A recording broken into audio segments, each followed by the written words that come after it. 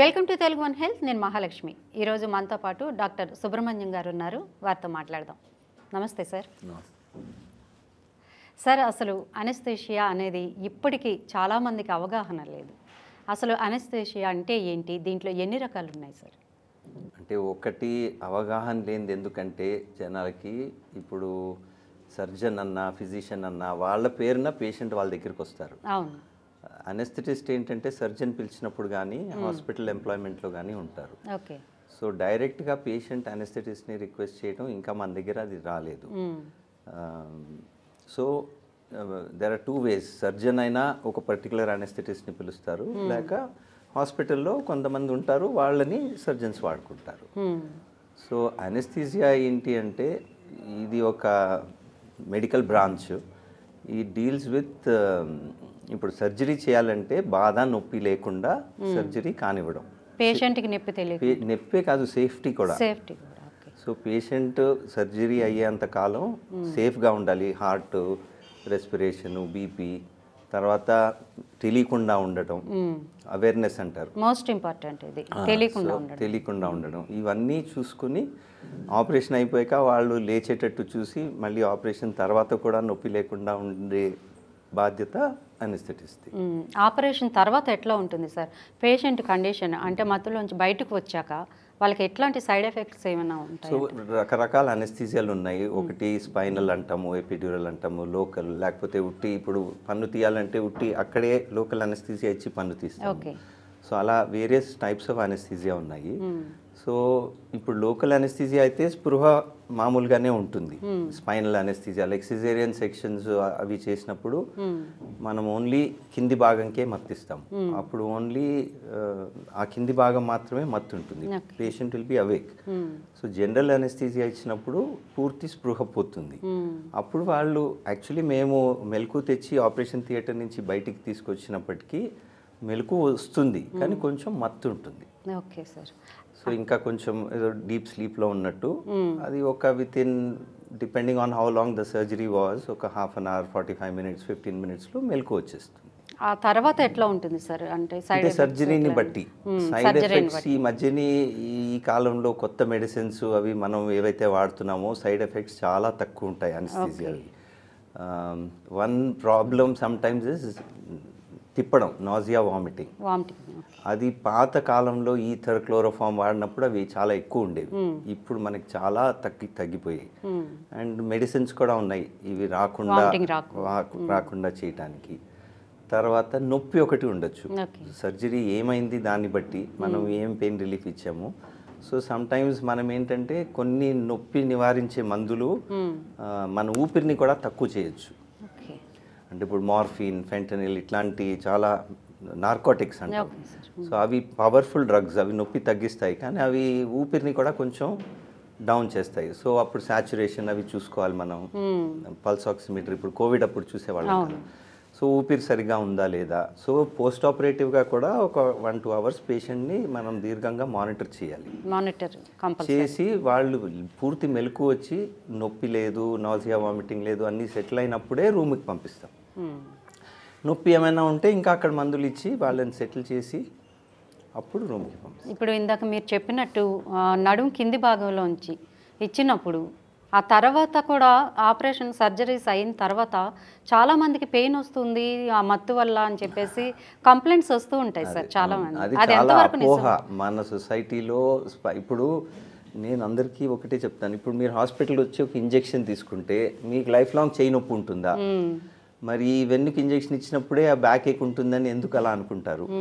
Actually ఆ వెన్నుకి ఇచ్చే injection 2 bones మధ్యని ఇస్తాం. ఓకే. సో మనం బోన్ని ఏమి టచ్ చేయం. సో అండ్ దట్టు ఆ నీడిల్ చాలా చిన్న నీడిల్ పెడతాం.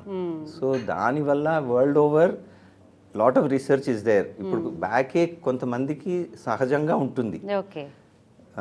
బ్యాక్ పెయిన్ అనేది చాలా మందికి ఉంటుంది కదా, సర్జరీ అయినా అవ్వకపోయినా లేక స్పైనల్ అనెస్థీసియా ఇచ్చినా ఇవ్వకపోయినా కొంతమందికి ఉంటుంది.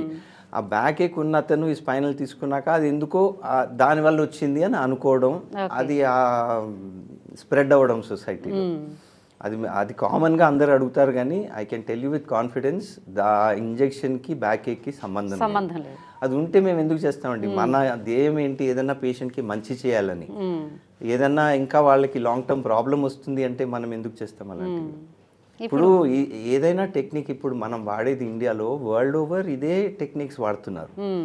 సో ఆ సేఫ్టీ ప్రొఫైల్ ఎస్టాబ్లిష్ అయ్యాకనే మనం చేస్తాం ఏదైనా. అంటే మీరు ఇంత టైం అని పెట్టుకుంటారు కదా సార్, దేనికి? ఎనస్థీషియా ఇచ్చాక సర్జరీ ఈ టైం లోపు చేయాలి అని అనుకుంటారు? అలా ఏముండదండి. అట్లా ఏముండదు. ఇప్పుడు కొన్ని సర్జరీస్, ఇప్పుడు న్యూరో సర్జరీ ఒక 8 hours 10 hours అవ్వచ్చు.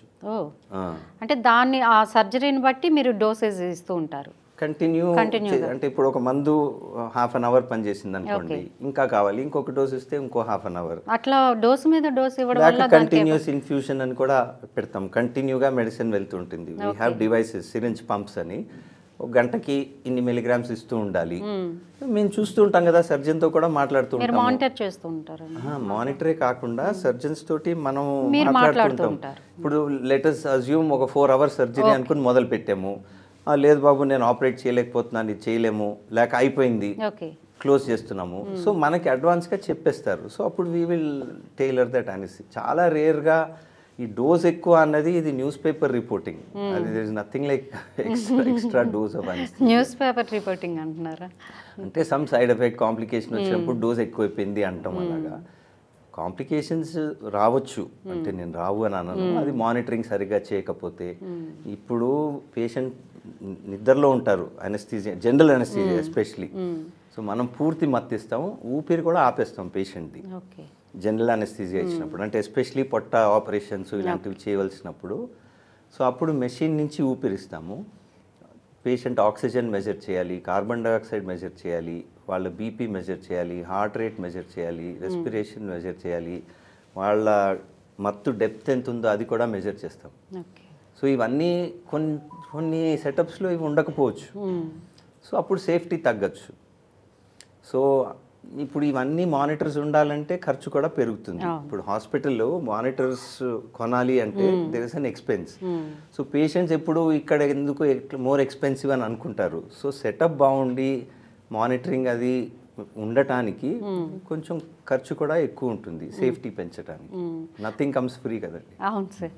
అయితే మత్తు తగ్గాక చాలామందికి బాడీ కానీ లేకపోతే అక్కడ చేసిన దగ్గర కానీ తిమ్మిర్లు మొద్దుబారిపోయినట్టు ఉంటుంది కదా, దాన్ని అది మొద్దుబారిపోవడం మనం ఓన్లీ స్పైనల్ అనెస్థీసియా ఇస్తే, ఆ వెన్నుకి ఇంజెక్షన్ ఇచ్చినప్పుడు మొద్దుబారుతుంది. విత్ ఇన్ 2 to 3 hours అంతా రివర్స్ అయిపోతుంది, కంప్లీట్ అయిపోతుంది. ఇప్పుడు అది అయిపోయాక నడవచ్చు, ఇంటికి కూడా వెళ్ళిపోవచ్చు.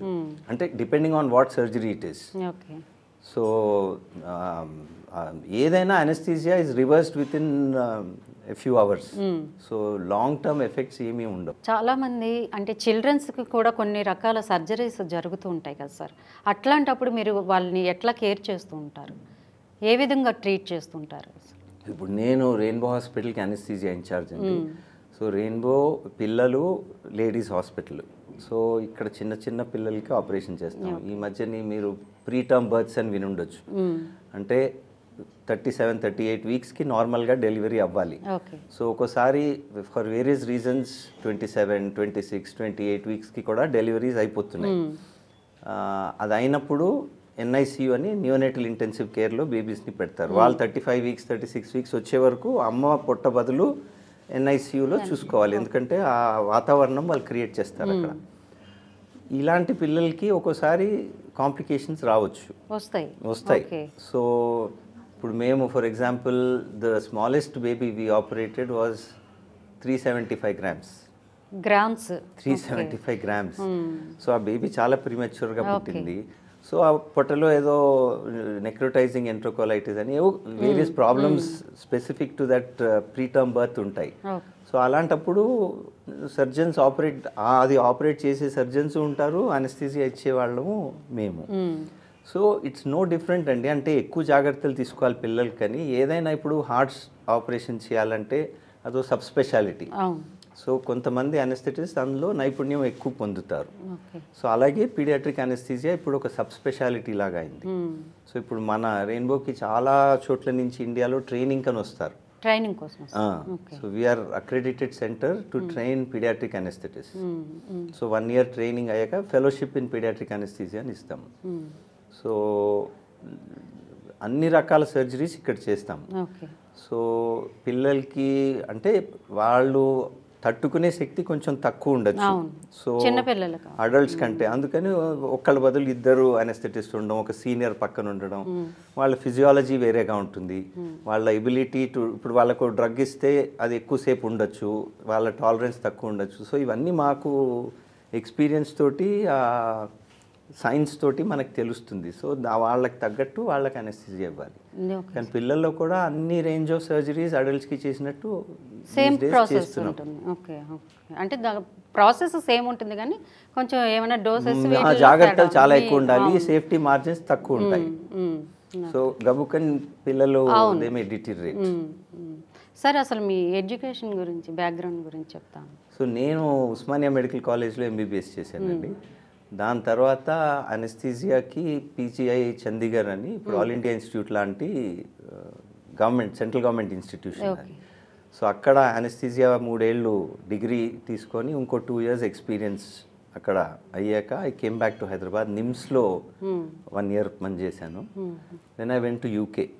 అక్కడ ఇప్పుడు ఎఫ్ఆర్సిఎస్ అంటారు సర్జరీకి, అలాగా ఎఫ్ఆర్సిఏ అని fellow of Royal College of anaesthesia అని ఒక డిగ్రీ ఉంది. సో అది అక్కడ సంపాదించుకుని 4 ఏళ్ళు యూకేలో ఉన్నాను. Then 1 year I went to US as a visiting faculty to University of Michigan Ann Arbor. అసలు ఎన్ని రకాలు ఉంటాయి సార్ అనెస్థీసియాలో? ఎన్ని రకాలు ఉంటాయి అట్లా?